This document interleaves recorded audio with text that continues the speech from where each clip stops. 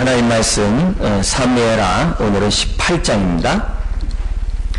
월요일부터 이제 19장 이제 15절까지 이제 경건의 시간 이제 묵상 본문인데요. 본문인데 오늘 우리 이제 18장에서부터 우리 19장 우리 전반부에 나와 있는 내용이 어떤 내용인지 잠시 우리가 좀 살펴보면서 오늘 이 시간 이후로 또 한 주간 주의 말씀을 묵상하는 귀한 시간 되길 바랍니다. 우리 18장 그 전반부까지 전에 우리 17장에 보면 어떤 일이 있었습니까? 다윗은 아들 압살롬이 반역을 해서 자신을 죽이려고 하는 그런 상황에서 이제 야간 도주하게 되죠.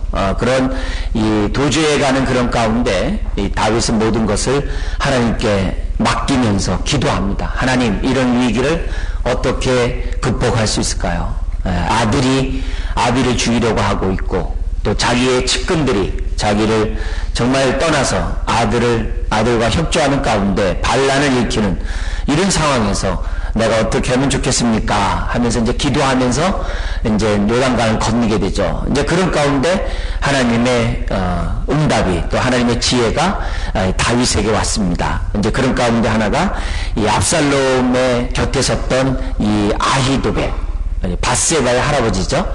이 밧세바의 할아버지인 아히도벨 전략가입니다. 이런 사람은 굉장히 무서운 사람이죠. 보통 똑똑한 사람이 아닌데 이 사람의 계략에 의하면 다윗은 죽게 돼 있어요. 근데 하나님께서는 후세라는 사람을 보내가지고 이 아히도벨의 계략을 무거품이 되게 합니다. 그래서 후세 덕분에 이제 다윗은 무사히 요단강을 건너서 이 아히도벨, 압살롬의 그 공격을 따돌릴 수 있는 이런 은혜를 다윗이 덧입게 되죠.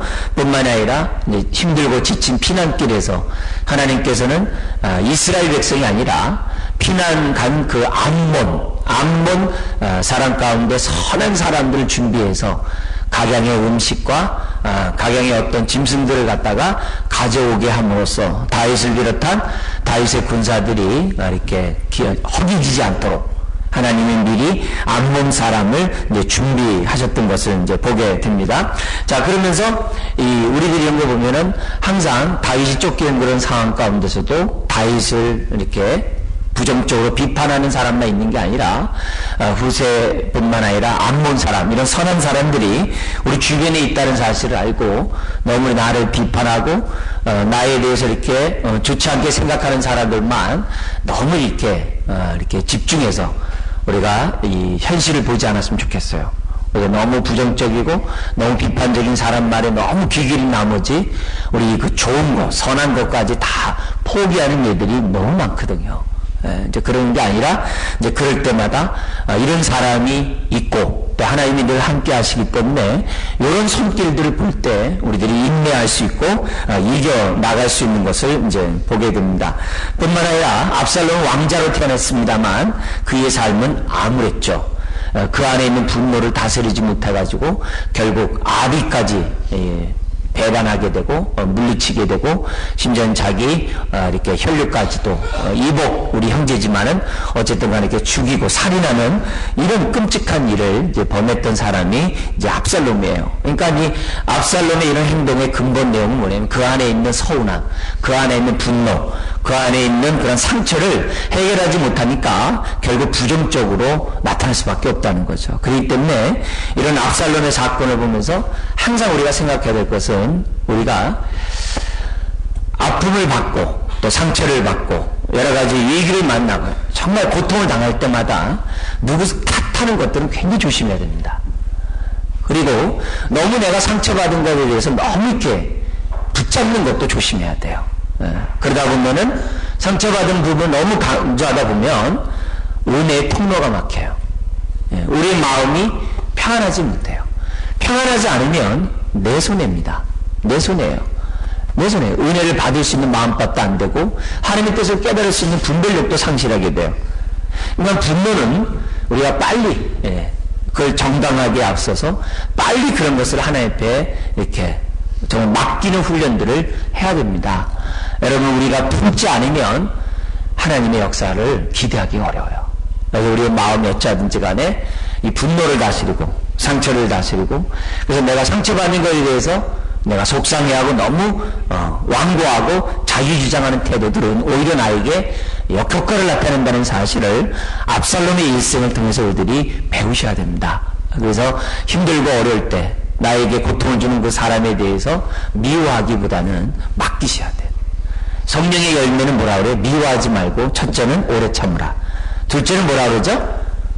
자비를 베풀라. 다시 말하면 축복하라 이거예요. 세 번째는 뭐라 그럽니까? 양선을 베풀라. 이건 말로만 축복하지 말고 실제적으로 잘해주라 이게. 그것이 우리가 뭐냐면 내 안에 있는 그 상처를 극복해 나갈 수 있는 성경의 원리예요. 그렇기 때문에 이 압살롬이 자신의 서운함과 부모에 대한 다윗에 대한 서운함이겠죠. 또 아니면 분노 이런 것들을 제대로 처리하지 못함으로 그 가정이 참 피폐하게 되고 자기 인생도 정말 끔찍하게 끝나버리는 그런 장면이 우리 이제 그동안의 메시지였어요. 그러면서 우리가 알아야 될 것은 뭐냐면 이 사무엘하 11장에서 20장의 내용은 사무엘상과 달리 다윗의 그 가문에 집안에 많은 우환을 기록해요. 그리고 다윗이 실수투성인 다윗을 부각을 해요.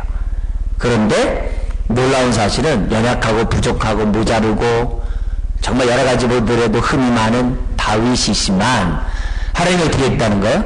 하나님은 신실하신 분이라는 거예요. 비록 부족하지만 연약하지만 다윗을 사랑하고 다윗을 통해서 주의 뜻을 이루겠다라고 하나님이 작정하신 이상 우리는 그와 같은 언약을 맺었다 그래요. 세상에서는 계약이라는 표현을 썼어요. 계약을 맺었기 때문에 하나님이 내가 너의 아버지가 되고 목자가 되고 너는 나의 양 나의 자녀가 되리라고 약속하셨기 때문에 비록 다윗이 좀 부족하고 모자란다 하더라도 끝까지 이 다윗을 이렇게 인정하고 붙잡고 계시는 그런 하나님을 봐요. 우리 갖다 이제 성도의 견인이라고 그래요. 어려운 말로 견인이란 단어 쓰는데 요한복음 10장에서도 얘기했어요. 하나님이 나에게 준 하나님의 자녀를 한 명도 잃어버리지 않으리라. 하나님이 우리 주님이 하신 약속이에요. 그러니까 저나 여러분들이 신앙생활하면서 우리가 붙잡아야 될 것은 뭐냐면 하나님이 하나님의 자녀를 결코 외면하지 않아요. 이사야 선지자가 얘기했던 것처럼 너를 낳은 부모는 너를 잊어도 나는 너를 잊지 않는다 그랬어요. 그러니까 그런 하나님에 대한 우리가 드디어 믿음, 신뢰를 갖는 것이 우리가 하루하루 살아가는 데서 굉장히 중요해요. 하나님은 인내와 위로의 하나님이신 줄 믿습니다. 그래서 우리의 삶 속에서 인내와 위로를 주시는 분이에요. 그래서 우리들이 비록 연약하고 때로는 다윗처럼 많은 모자라는 부분들이 있다 할지라도 이런 말씀을 통해서 뭘 가지라는 거예요? 나를 향한 하나님의 사랑은 변함이 없다. 하나님의 약속은 신실하다. 이런 부분들을 우리가 붙잡고 우리가 조금이라도 주님 뜻대로 우리들이 움직여야 되는 거죠.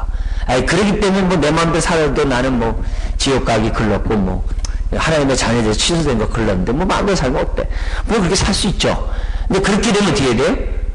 내 삶이 참 빈궁하고 고아와 같고 나를 통해서 내 주변 사람이 참 피폐해져요. 근데 내가 바로 서면 내 주변 사람들이 하나님의 축복 가운데 있거든요. 나를 통해서 기쁨을 얻거든요. 나를 통해서 세임을 얻거든요. 그 다른 사람에게 주는 그 축복을, 복의 통로를 스스로 거부하는 것은 끔찍하죠.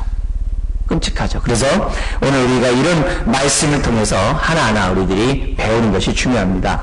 그러면 이제 18장에 들어오면서 우리가 뭘 보냐면은 거기 이제 구약 492페이지에 있는데 이 다윗이 이제 압살롬과 이제 전투를 하는데 다윗은 벌써 노련합니다. 노련하기 때문에 이 압살롬이 아무리 달려들어도 이 다윗의 전술을 이길 수가 없어요. 전쟁은 힘으로만 하는 게 아니라 전략이 있어야 되거든요. 머리가 있어야 되거든요. 근데 전쟁에 능한 우리 하나님께서 다윗에게 이미 많은 훈련을 시켰어요. 그래서 이제 압살롬과의 이제 전쟁을 하게 되는데 이렇게 되어 있습니다. 다윗이 전쟁에서 나가려고 했을 때 3절 백성이 다윗을 위하는 마음이 있어요. 같이 읽어볼까요? 백성들이 이르되 왕은 나가지 마소서. 우리가 도망할지라도 그들은 우리에게 마음을 쓰지 아니할 터이요. 우리가 절반이나 죽을지라도 우리에게 마음을 쓰지 아니할 터이라. 왕은 우리 만명보다 중하시오니 왕은 성읍에 계시다가 우리를 도우심이 좋으니라 하니라. 다윗은 이제 전쟁이 성공해 나가기를 원했지만은 백성들이 만류하는 거죠. 당신은 곧 국가이기 때문에 당신에게 어려운 일이 있으면 안 됩니다. 이제 이런 얘기를 합니다. 근데 그렇게 전쟁하러 나가는 자들에게 다윗이 아비의 심정을 보입니다. 뭐냐? 압살롬에 대해서 5절에 너그러이 대우하라. 네, 너그러이 대우하라. 왜? 내 아들은 부모의 자식 사랑이죠. 자식이 아무리 부모에게 정말 못된 짓을 하더라도 부모는 늘 마음이 자식에게 향해 있잖아요. 내리사랑이라고 그러잖아요. 근데 그게 이제 모든 부모들의 마음 아니겠어요? 비록 못해주고 자녀의 마음을 다 헤아리지 못하는 아픔을 줄 수도 있어요. 그렇지만 기본적으로 부모가 갖고 있는 그런 마음은 항상 이런 다윗 같은 마음이죠. 더구나 이 다윗이 압살롬을 사랑하는 마음은 되고요. 자기를 지금 반역하고 있는 아들이거든요. 부원력을 내려야 될 이런 상황임에도 불구하고 지금 뭐냐면 장수들에게 얘기해요.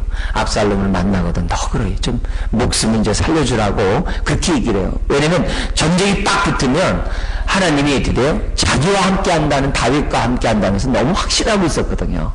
이러기 때문에 전쟁은 하나님께 속한 거기 때문에 반드시 이길 것이라는 다윗 나름대로 확신이 있는 거예요.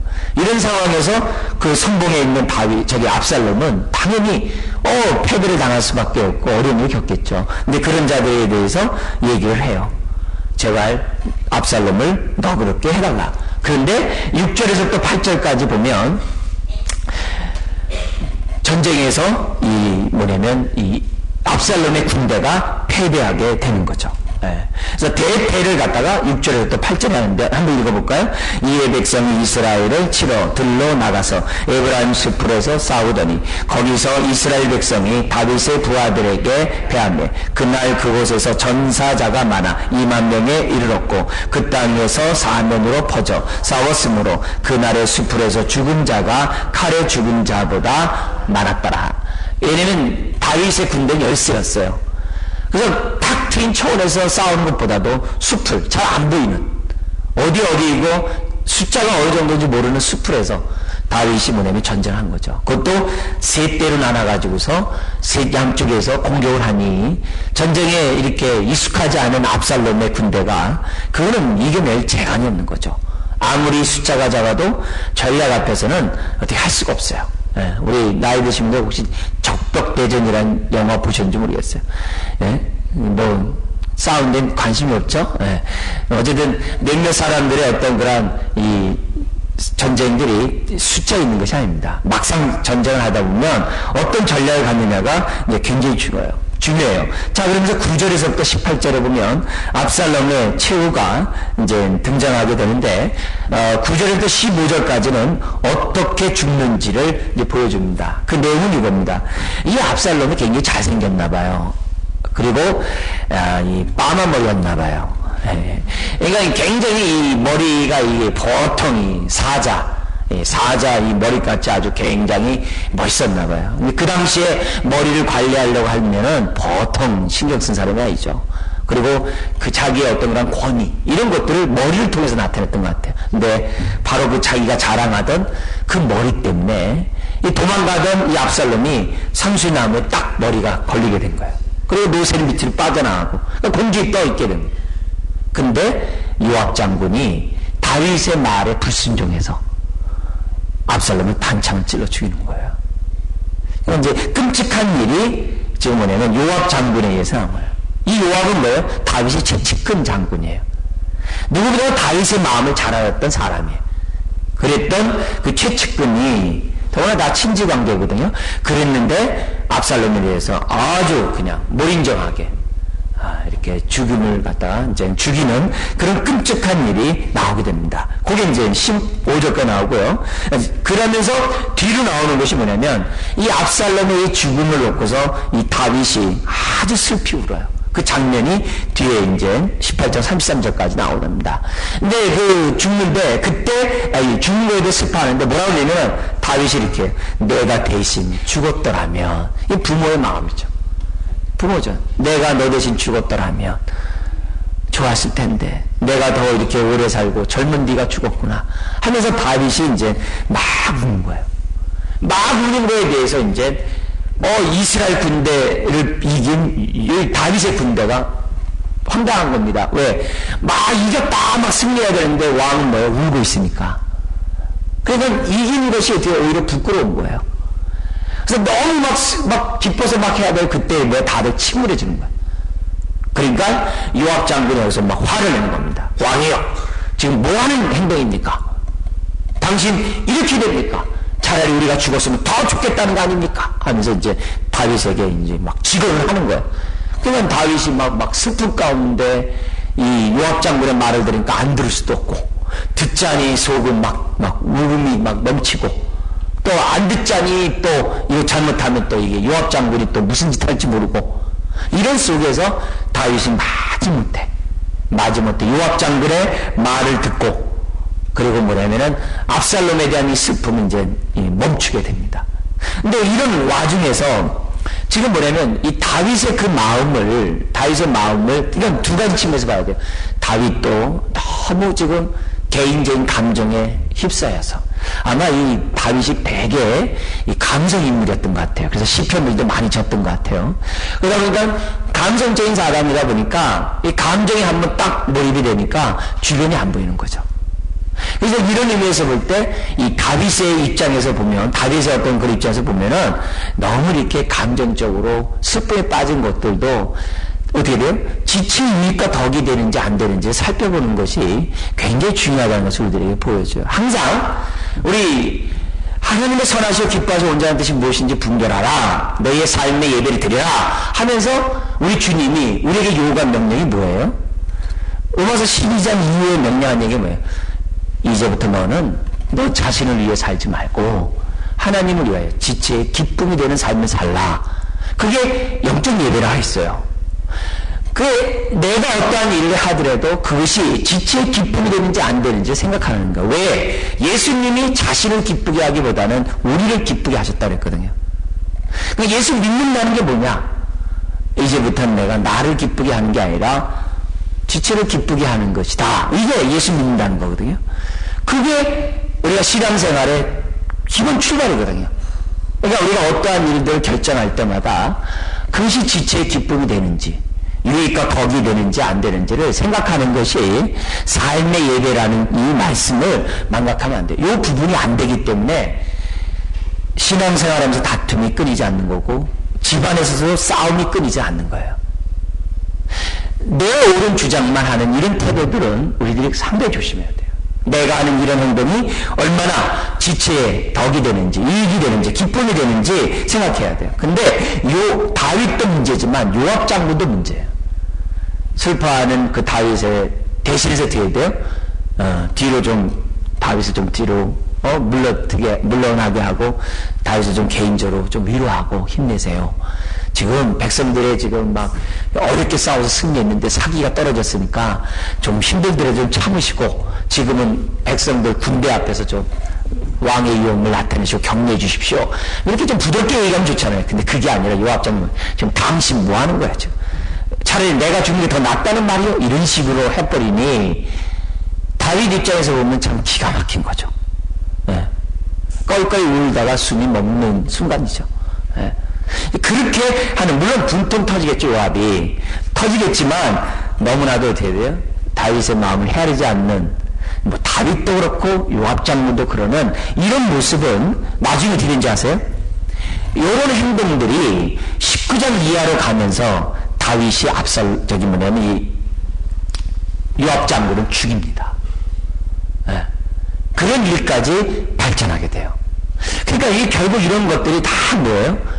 우리들이 정말 힘이 있을 때에도 그 권력을 남용하지 말고, 힘이 있을 때 자기 주장하지 말고, 힘이 있을 때 남을 배려하는 이런 훈련들을 하지 않으면 그 뒤가 어떻게 발전될지 모르는 거예요. 여러분 집안에서도 마찬가지예요. 이것이 옳다라고 해서 내 주장을 다 하겠다가는 그것에 의해서 집안 식구들이 상처를 받으면 보이지 않는 정말 그 벽은 이루 말할 수가 없어요. 네, 이루 말할 수 없어요.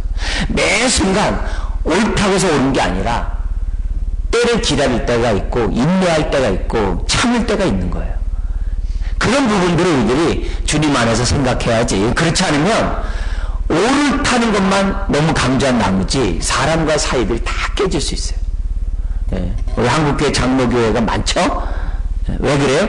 다 자기가 옳다고 해서 그런 거예요. 네. 십자가에서 하나 되게 하신 그 은혜는 생각지 않는 거예요. 고린도 교회를 향해 뭐라 그래요? 너희가 아무리 성령의 9가지 은사, 예언하고, 신의 은사가 있고, 통변을 하고, 무슨 소용이 있냐, 이게. 너희들이 그리스도 안에서 서로를 배려하지 않으면 그 은사가 무슨 의미가 있냐. 뭐요? 은사를 준 목적은 상대방을 세우라는 거거든요. 근데 자기만 세우고 남을 무너뜨리면 그게 어찌 십자가의 사랑이고 어찌 그것이 하나님의 능력이냐. 그건 너희들은 육에 속한 자요. 밥도 못 먹고 젖이나 먹는 자요. 신령한 자가 아니라 육신에 속한 자라고 혼쭐을 내거든요. 우리의 신앙이 그래서는 안 된다는 거죠. 우리가 이런 부분에서, 이 세세한 이런 부분에서 우리들이 잘 깨워서 하나님의 뜻을 잘 분별할 때 가정생활도 주의 말씀의 은혜 가운데 지혜롭게 할 수 있는 거고, 교회생활, 직장생활도 저와 여러분들이 할 수 있다는 거죠. 그래서 우리가 너무 힘들다고 다윗처럼 남을 생각지 않고 표현하는 것도 조심하고, 또 그렇게 너무 슬픈 사람에 대해서 요압 장군처럼 막 그냥 우욕다져가지고 그 슬픔을 헤아리지 못하면서 하는 행동도 조심하고, 그죠? 그래서 우리 애들이 막 울 때 시끄러! 너 집에 가서 막 이렇게 하면 안 돼요. 그때 그렇게 한 게 아니라 어이구 슬프구나 이렇게. 네, 속은 터지더라도 애를 좀 잘 다독해가지고서 그렇지, 그래. 네. 어떤 좀 뭔가 이렇게 해야지. 시끄러! 이렇게 부모가 해가지고 아이를 좋아하는 일 없어요. 그럼요, 사춘기 때 부모가 힘듭니다. 그리고 자식들이 결혼하면 더 힘들어요.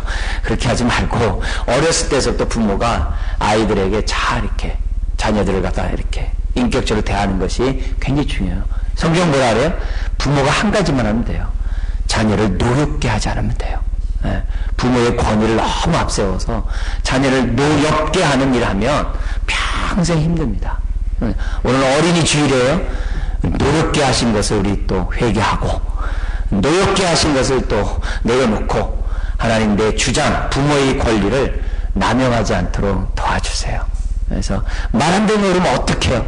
성경에는 다리 몽둥이 분질러 놓으라고 그랬는데, 네? 잠언 22장 6절에 그러잖아요. 어린아이의 그 쥐선 꺾어버리라고 그러잖아요. 네, 그렇다고 해서 이렇게 너무 이렇게 고만만 생각하지 말고, 그리스도가 교회를 위하여 자기 몸을 주신 것처럼 내 몸을 얼마나 줬느냐도 생각하는 것이 우리들이 좀 가져야 될 태도예요. 그러니까 때에 맞는 지혜가 굉장히 중요해요. 어쨌든 지금 이 33절까지 가는 이런 사건에서 이 다윗의 하는 행동이나 요압 장군의 하는 행동들은 이제 좋지 않은 것임을 보여줘. 이것이 이제 19장까지 넘어갑니다. 그래서 19장 7절에 아까 얘기했던 그런 부분들 계속 나오는데요. 우리 요압 장군의 우리 윽박지르는 내용 7절을 통해서 한번 볼까요? 같이 한번 보겠습니다. 이제 곧 일어나 나가 왕의 부하들의 마음을 위로하여 말씀하옵소서. 내가 여호와를 두고 맹세하옵나니 왕이 만일 나가지 아니하시면 오늘 밤에 한 사람도 왕과 함께 머물지 아니할지라. 그리하면 그 화가 왕이 젊었을 때부터 지금까지 당하신 모든 화보다 더욱 심하리라 하니. 이게 뭐예요? 왕권까지도 아주 윽박지르는 그런 요압 장군인 것을 보게 됩니다. 그러니까 너무 고자세죠. 왜요? 실세로 등장했거든요. 군대 장관이거든요. 모든 군사력을 갖고 있는 실세거든요. 그러니까 실세를 가지고 아무리 옳다 할지라도 이렇게 월권까지, 만약에 내 말 안 들으면 왕 끝났다는 이런 표현을 갖다가 쓰는 거죠. 그러니까 요압 장군이 얼마나 무자비했겠어요. 그러니까 왕자인 압살롬도 죽이는 거고, 지금 뭐예요? 다윗 왕조차도 아주 이렇게 공포심을 조장하는 이런 역할을 한 사람이 요압이라는. 자, 이런 가운데 한 분만 더 우리가 생각해 보시면 뭐냐면, 이 요압은 자신이 갖고 있는 권리를 자기를 위해 썼어요. 말은 뭐 남을 생각하고 말하지만은 자기를 내세우는데 사용을 했어요.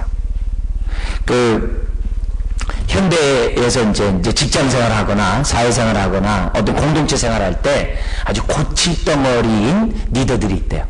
요압 장군 같은 사람인데요. 이제 최근에 나온 이제 그 글에 뭐라고 되어 있냐면 이렇게 됐습니다. 이 네 가지를 갖다가 이제 얘기를 하는데 혹시 여기서 하나라도 걸리면 저나 여러분이 다 골칫덩어리 리더입니다. 한번 잠깐만 한번 보세요. 뭐냐면 첫째는 뭐냐면 내가 그 위치에서 특권을 누리는 것은 당연하다. 예. 그래서 옛날에 보면은 어느 정부 시절에 자기네들 놀러 가면서 국가 헬기 타고 놀러 갔어요. 예, 가족들이 갔어요. 그랬을 때 신문에서 막 이렇게 지탄을 받았어요. 왜 그래요? 그 사람들은 그 국가 헬기를 가지고 타고 가는 것이 뭐예요? 당연하다고 생각하는 거죠. 왜? 그 위치에 있으니까. 예, 그 위치에 있으니까. 그러니까 행여라도 내가 어떤 위치에 있기 때문에 거기에 걸맞는 예우를 받고 대접을 받는 건 당연하다. 이게 현대판 골칫덩어리 첫 번째라고 합니다. 두 번째는 뭐냐면 큰 일을 위해서는 작은 사람의 불만 정도는 아랑곳하지 말아야 된다. 그런 일에 대해서는 가볍게 여겨라. 이거 아주 위험한 사람 중에 한 사람입니다. 세 번째는 뭐냐면 내가 누군지 알아? 이렇게 한 거. 그래서 지금 우리 비행기에서 라면 스튜디오에서 우리 사건 나온 거 있죠? 그런처럼 너 내가 누군지 알아? 우리가 그런 말 많이 하잖아요. 많이 듣던 얘기죠? 너 내가 누군지 알아? 딱 이렇게 얘기하는 거. 우리 교회 안에서도 뭐예요? 내가 누군지 알아? 딱 이렇게 얘기하면 골치 아픈 거예요.